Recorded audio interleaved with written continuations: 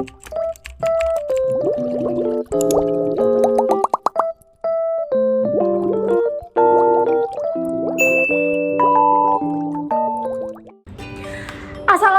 warahmatullahi wabarakatuh.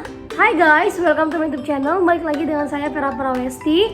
Nah, kali ini saya akan membahas tentang manajemen persediaan dalam mata kuliah manajemen keuangan yang untuk memenuhi kebutuhan ujian akhir semester 3 untuk saya dan berguna untuk kalian semua. Nah, sebelum kita memasuki materi dan membahas apa sih yang akan dibahas pada video kali ini, saya akan memberikan kuotas terlebih dahulu. Jadi, kuotasnya adalah berbesar hati menerima kegagalan adalah jiwa kesatria, bangkit dan berdoa untuk keberhasilan, bisa menjadi obat paling mujarab dan ampuh dalam mengatasi kekesalan dan kegagalan. Oke guys, jadi next pembahasan yang akan kita bahas dalam video kali ini yaitu pertama, pengertian manajemen. Yang kedua, tujuan dan fungsi manajemen persediaan. Yang ketiga, jenis-jenis manajemen persediaan. Yang keempat, faktor yang mempengaruhi persediaan. Yang kelima, pertimbangan biaya manajemen persediaan. Yang keenam, pendekatan manajemen persediaan. Yang ketujuh, sudut pandang bagian lain tentang manajemen persediaan. Lalu, teknik manajemen persediaan. Dan yang kesembilan, yang terakhir yaitu rumus menghitung manajemen persediaan. Oke, untuk yang pertama, pengertian manajemen persediaan. Nah, manajemen persediaan atau biasa juga disebut dengan inventory management, yakni salah satu bagian dalam manajemen operasional dan manajemen produksi. Manajemen persediaan ini juga dapat diartikan sebagai kegiatan untuk dapat menjaga jumlah optimum barang-barang yang dimiliki. Persediaan adalah suatu bahan atau barang yang disimpan yang akan digunakan untuk dapat memenuhi tujuan tertentu. Misalnya, untuk digunakan dalam suatu proses produksi atau perakitan, untuk bisa dijual kembali atau untuk suku cadang dari peralatan atau mesin. Nah, persediaan juga dapat berupa bahan mentah, bahan pembantu, barang dalam proses, barang jadi, ataupun suku cadang. Nah, yang kedua yaitu tujuan dan fungsi manajemen persediaan. Yang pertama kita akan membahas tujuan terlebih dahulu. Nah, tujuan dari manajemen persediaan yaitu memastikan adanya suatu persediaan melalui safety stock. Nah, gunanya kita akan tahu apa sisa-sisa persediaan yang ada. Kemudian memberikan waktu luang untuk sebuah pengelolaan produksi dan pembelian. Yang ketiga, mengantisipasi suatu perubahan permintaan dan penawaran. Yang keempat, menghilangkan atau mengurangi suatu risiko keterlambatan pengiriman bahan. Yang kelima, menyesuaikan dengan jadwal suatu produksi. Yang keenam, menghilangkan atau mengurangi suatu risiko kenaikan harga. Yang ketujuh, menjaga persediaan bahan yang dapat dihasilkan secara musiman. Yang kedelapan, mengantisipasi suatu permintaan yang dapat diramalkan. Yang kesembilan, mendapatkan suatu keuntungan dari quality diskon. Yang kesepuluh, komitmen terhadap para pelanggan. Kemudian untuk fungsinya, nah ini beda lagi karena tadi tujuan, kita bahas sekarang fungsi manajemen persediaan, yaitu nah, adapun fungsi dari manajemen persediaan, sebenarnya tujuan dan fungsi itu sama, cuma ada membedakan beberapa kalimat saja. Nah, yang pertama itu memastikan persediaan tersebut tersedia, sama seperti tadi safety stock. Mengurangi risiko pada keterlambatan dalam pengiriman persediaan. Mengurangi suatu risiko harga yang fluktuatif. Memperoleh diskon pada pemesanan dalam jumlah yang banyak. Menyesuaikan pembelian dengan jadwal suatu produksi. Mengantisipasi suatu perubahan yang terjadi pada penawaran maupun permintaan. Mengatasi suatu permintaan mendadak. Menjaga jumlah persediaan yang hanya tersedia pada musiman, sehingga ketika bahan sedang tidak musim, maka perusahaan masih memiliki persediaan tersebut. Kemudian mengawasi suatu pesanan atau mengawasi suatu pesanan atau persediaan yang tidak sesuai dengan spesifikasi, ya bisa dikembalikan ke supplier bila tidak cocok. Atau yang terakhir ini menentukan sebuah kuantitas persediaan yang harus disimpan untuk berjaga-jaga. Nah, sebenarnya ini sama saja fungsi dan tujuan itu dari manajemen persediaan. Kemudian jenis-jenis manajemen persediaan. Lanjut ke pembahasan yang ketiga, jenis-jenis manajemen persediaan. Nah, di dalam jenis-jenis manajemen persediaan ini ada berbagai macam. Yang pertama ini bahan baku atau bahan mentah. bahan baku merupakan salah satu jenis persediaan yang pertama. Bahan baku merupakan bahan yang wajib dan harus ada, karena tanpa adanya bahan baku maka barang tidak akan jadi, tidak akan selesai dibuat. Nah, manajemen persediaan juga harus memastikan adanya stok bahan baku untuk proses produksi ini. Kemudian ada barang dalam proses atau barang yang setengah jadi. Nah, tidak sedikit perusahaan yang akan mengirimkan suatu barang setengah jadi atau barang yang dalam proses ke pabrik yang lainnya untuk dapat dilanjutkan sebagai barang yang jadi. Nah, manajemen persediaan ini akan memperhitungkan seberapa besar barang dalam proses ini diteruskan supaya bisa memenuhi permintaan pasar dan sesuai jadwal produksi. Kemudian yang ketiga, barang jadi. Nah, agar sebuah barang perusahaan memperoleh keuntungan secara maksimal, maka pengaturan persediaan barang perlu dilakukan secara matang dan berdasarkan kondisi pasar, internal maupun eksternal. Nah, setelah barang jadi, maka perlu dikirim atau didistribusikan kepada pihak yang ketiga atau agen-agen yang sudah terdaftar. Kemudian barang supply. Nah, seseorang yang bertugas untuk dapat mengatur persediaan tentunya harus pandai untuk mengelola semua persediaan yang digunakan untuk produksi ataupun yang tidak. Nah, kalau kita melihat dari sisi permintaan, maka manajemen persediaan terbagi menjadi dua, yaitu barang mentah dan barang setengah jadi dan barang jadi. Nah, untuk itu kembali lagi, barang mentah dan barang setengah jadi ini, barang jenis ini tergantung oleh sebuah proses produksi, bukan karena adanya permintaan pasar atau bahasa Inggrisnya demand inventory. Nah, kemudian barang jadi dapat ditentukan oleh permintaan pasar atau bahasa Inggrisnya independent demand inventory. Sedangkan dalam ilmu manajemen persediaan tak hanya untuk mengelola beberapa persediaan saja, melainkan barang cacat atau tidak lolos SOP, suku cadang, dan memo persediaan juga. Oke, lanjut ke materi selanjutnya.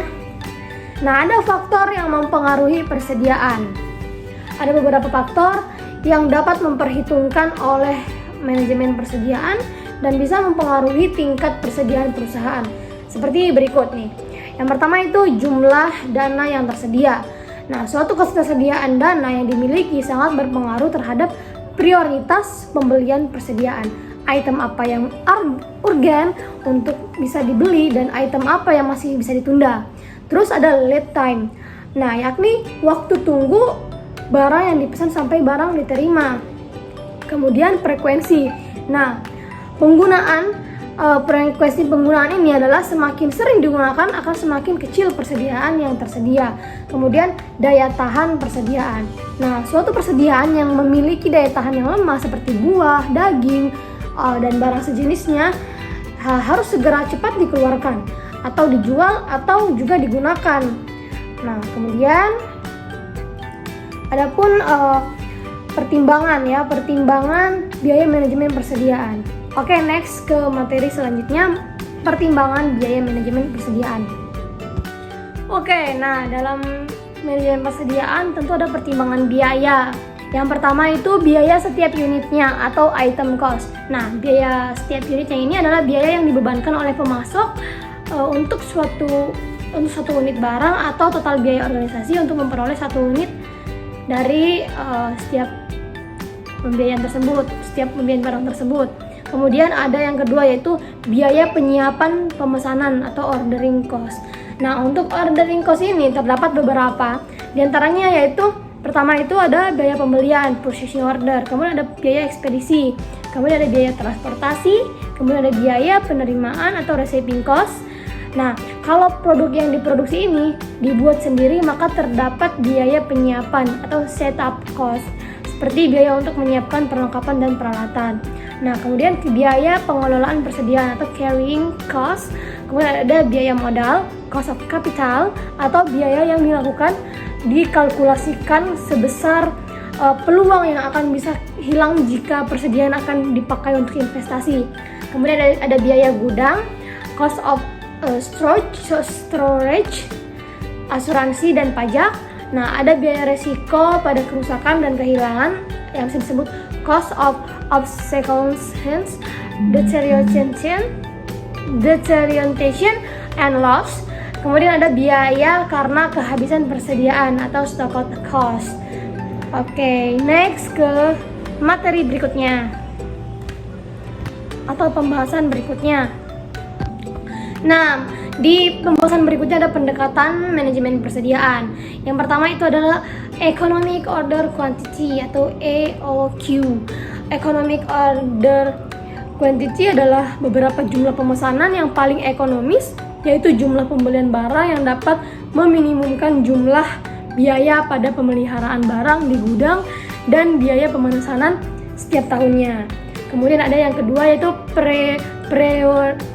periodic review. Dalam pendekatan ini yang dilakukan adalah pada pemesanan barang dengan interval waktu sama. Artinya pemesanan barang yang sudah akan terjadwal secara rutin sehingga biaya yang disiapkan bisa diperkirakan. Nah, kemudian yang ketiga adalah Material Recruitment Planning (MRP). Nah, dalam MRP, pembelian suatu barang yang dibutuhkan dapat direncanakan untuk membuat produk yang terdiri dari beberapa komponen atau dikenal dengan sistem assembling.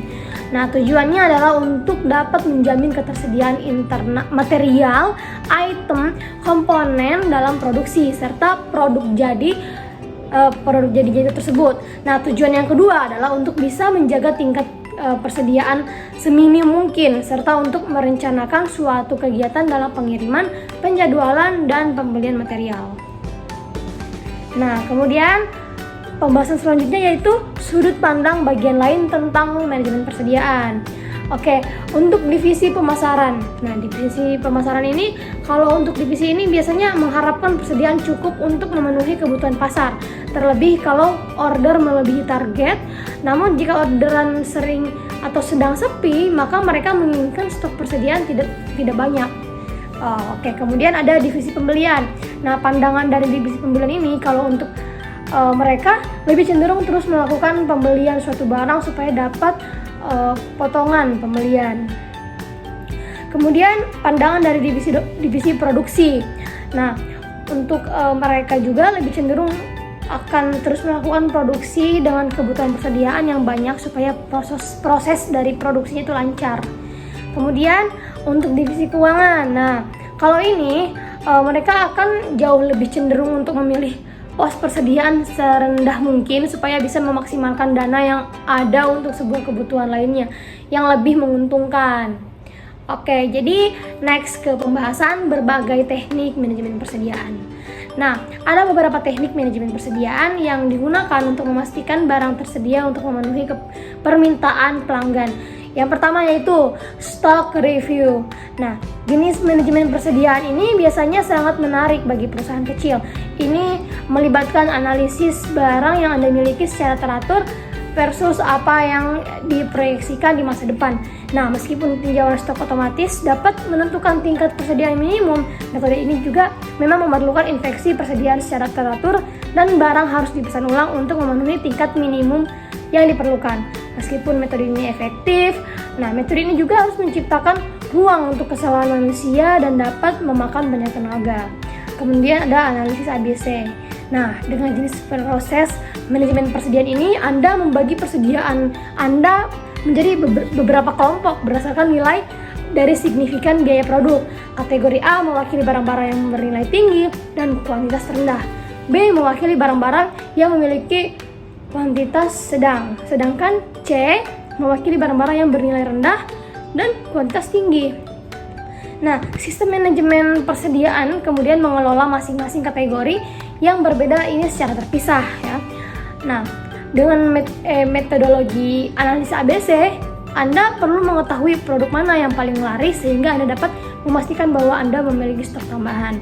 Salah satu keuntungan utama dari pendekatan ini adalah Anda mendapatkan kontrol yang lebih baik atas barang-barang Anda yang bernilai tinggi. Ya, meskipun demikian, itu juga dapat memerlukan sumber daya yang cukup besar untuk terus-menerus menganalisis tingkat kategori yang berbeda, terutama jika Anda memiliki gudang besar dengan jumlah barang yang tinggi. Kemudian ada metodologi just in time, JIT. Dengan metodologi ini, produk tiba saat dipesan oleh pelanggan, yang memungkinkan permintaan pelanggan dipenuhi tanpa menyimpan jumlah produk stok yang tersedia. Nah, jadi pendekatan ini melibatkan meneliti pola pembelian, mengevaluasi faktor berbasis lokasi yang membantu Anda menentukan barang yang dibutuhkan selama waktu dan tempat tertentu, dan menganalisis permintaan musiman. Nah, risiko dengan jenis manajemen persediaan ini adalah Anda dapat salah baca permintaan pasar atau mengalami tantangan dengan pemasok yang mengakibatkan kehabisan stok. Nah, kemudian kuantitas pesanan ekonomis. Nah, kuantitas pesanan ekonomis atau Economic Order Quantity (EOQ) adalah formula untuk jumlah ideal persediaan yang perlu dibeli perusahaan dan mencakup serangkaian variabel seperti tingkat permintaan, total biaya produksi, dan faktor lainnya. Tujuannya dari rumus tersebut untuk mengidentifikasi jumlah unit produk yang tersebar yang perlu dibeli untuk meminimalkan pembelian. Kemudian jumlah pesanan minimum. Nah, untuk jenis manajemen persediaan ini berlaku khusus untuk pemasok dan mengacu pada jumlah stok terkecil yang ingin mereka jual. Nah, pengecer harus menjual untuk membeli jumlah pesanan minimum agar pemasok menyetujui penjualan. Kemudian ada persediaan stok pengaman. Nah, dengan metode manajemen persediaan ini, persediaan ekstra dipesan melebihi permintaan yang diharapkan pengecer. Teknik ini digunakan untuk mencegah kehabisan stok yang disebabkan oleh perubahan permintaan konsumen yang tidak terduga. Kemudian ada reorder point formula. Nah, teknik manajemen persediaan ini didasarkan pada siklus pembelian dan penjualan. Perusahaan akan bervariasi sesuai dengan produk. Dengan rumusan ini, titik pemesanan ulang biasanya lebih tinggi dari jumlah persediaan pengaman. Nah, karena kemungkinan waktu tunggu tambahan untuk pemesanan ulang, begitu.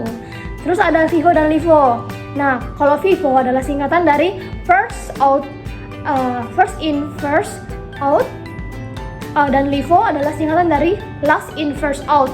Jadi dengan FIFO, persediaan lama dijual terlebih dahulu untuk menjaga seluruh persediaan tetap segar dan baru. Terus kalau LIFO digunakan untuk mencegah persediaan kembali dan persediaan yang lebih baru terjual terlebih dahulu, begitu. Jadi beda ya, kalau FIFO itu yang lama yang dijual, terus agar menjaga kesegaran dan tetap baru. Terus kalau LIFO itu yang baru yang dijual. Terus ada batch tracking. Nah, batch tracking ini jenis manajemen persediaan. Perusahaan mengelompokkan dan memantau stok dengan sifat serupa. Metode ini bermanfaat untuk melacak persediaan kadaluarsa atau melacak produk yang cacat kembali ke batch aslinya. Kemudian pengiriman massal nih. Nah, metode ini difokuskan dengan pada pengurangan biaya pengiriman. Dengan ini Anda membuat valet persediaan Anda untuk mengirimkan lebih banyak produk sekaligus, jadi langsung dikirimkan yang banyak. Kemudian ada persediaan konsinyasi. Dengan jenis manajemen persediaan ini, vendor atau grosir setuju untuk memberikan kepada pengecer barang-barang mereka tanpa pembayaran di muka. Jadi vendor mempertahankan kepemilikan barang dan pengecer membayarnya saat mereka menjualnya. Kemudian ada banyak nih pokoknya ya, berbagai macam teknik-teknik. Ada perpetual inventory management. Nah, ini adalah jenis teknik manajemen persediaan yang paling dasar dan melibatkan perhitungan persediaan Anda. Nah, Anda segera setelah mencapai gudang Anda, jadi kayak persediaan ini dicatat secara manual dalam spreadsheet atau menggunakan pena dan kertas. Kemudian ada dropshipper. Nah, dengan jenis manajemen ini, toko tidak menyimpan stok barang. Selanjutnya ada ketika konsumen membeli produk. Nah, toko ini adalah metode manajemen dari pihak ketiga, yaitu dropshipper ini, dan mengirimkannya langsung ke konsumen dengan menggunakan tidak pernah menangani atau bahkan tidak ada penyimpanan di antara pengiriman. Jadi cepat banget, tidak ada penyimpanan yang berlama-lama, jadi tidak ada pembiayaan dalam manajemen persediaannya. Kemudian ada Sigma. Nah, ini adalah metodologi yang berfokus pada peningkatan kinerja bisnis secara keseluruhan, meningkatkan profitabilitas mereka sekaligus mengurangi peningkatan kelebihan persediaan. Selanjutnya ada Lean Six Sigma. Nah, jadi ini kalau Lean menggunakan alat Six Sigma, tetapi berfokus pada peningkatan aliran bisnis dan peningkatan standarisasi kata. Kemudian ada demand forecasting. Nah, ini demand forecasting ini tekniknya itu perusahaan meninjau data penjualan historis untuk menentukan perkiraan permintaan pelanggan.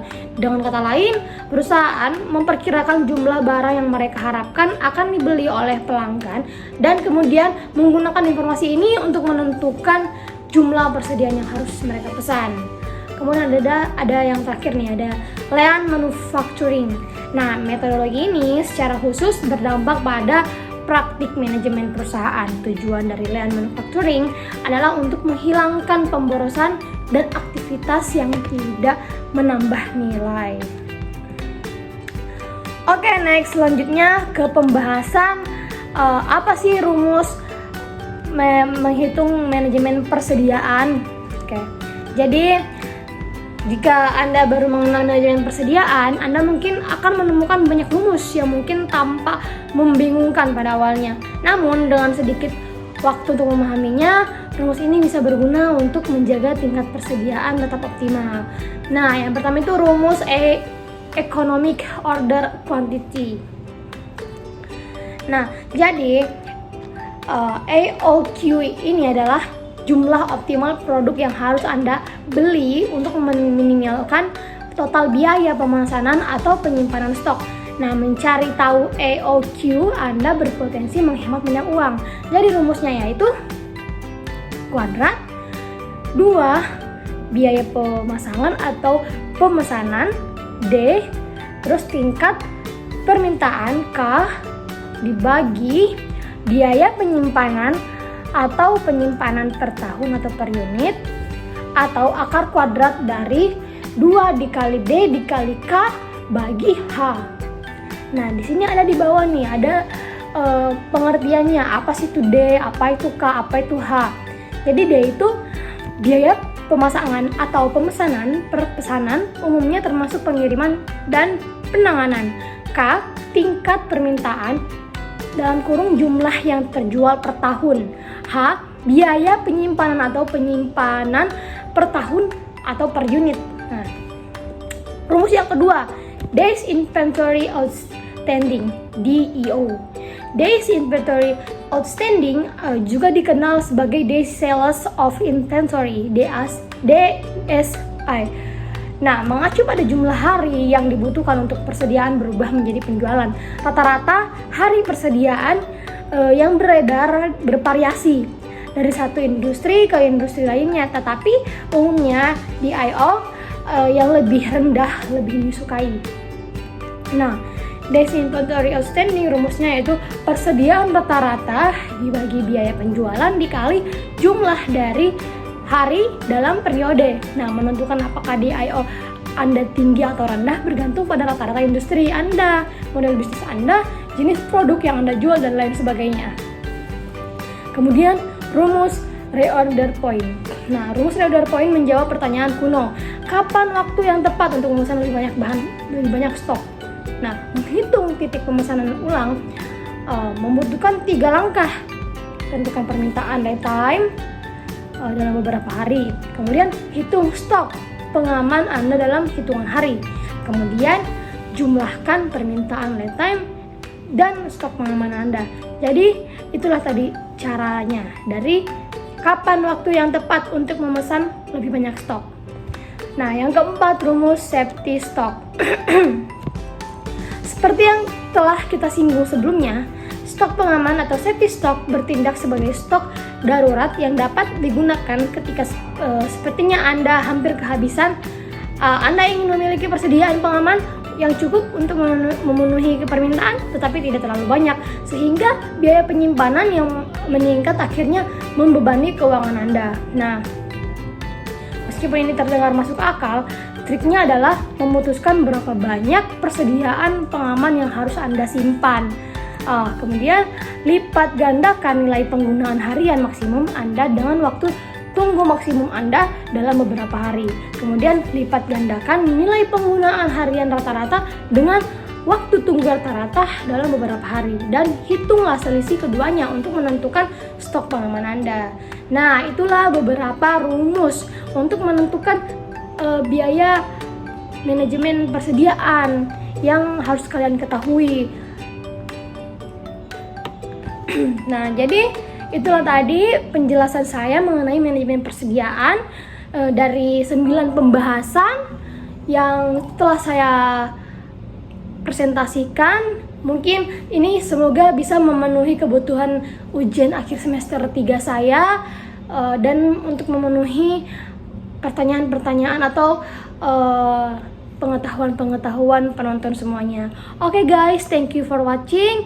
Mohon maaf bila ada salah kata atau ucap dari saya. Wabillahi taufiq wal hidayah. Wassalamualaikum warahmatullahi wabarakatuh. Dadah.